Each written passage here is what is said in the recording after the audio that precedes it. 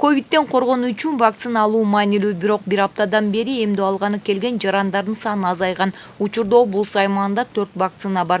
Көбүнчө жарандар Спутник жана Pfizer вакцинасын алышууда. Бүгүнкү күндө вакцинага талас элинин калкы саал басандап калды. Начар келип башташты, азыраак болуп атат.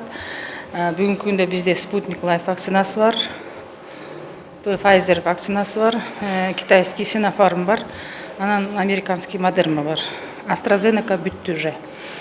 Бүгүнкү күндө өткөндө организациялардан көп келип аткан бустерная дозага. Бу да уже басаңдап калды. Жок эмес келип атышат.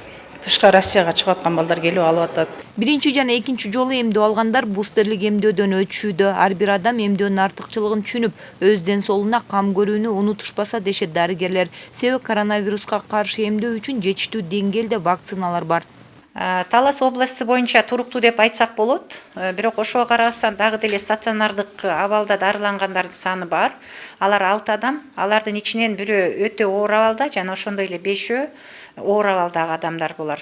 Ал эми ошондой эле үй карантинде да отургандар бар. Алардын ичинен 72си ПЦР положительный болуп табылгандар.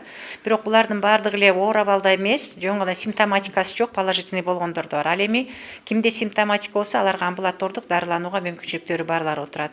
Ал эми алардын ошол эле кезде 72 адамдын контактныйлары бизде 326 адам үй карантининде бүгүн.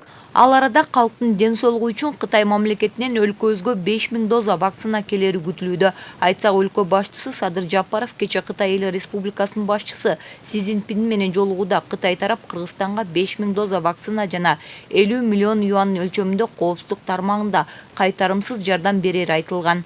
Бегай Масымбаева, Кайнар Ормонов, Зина Акматова, Талаш шаары.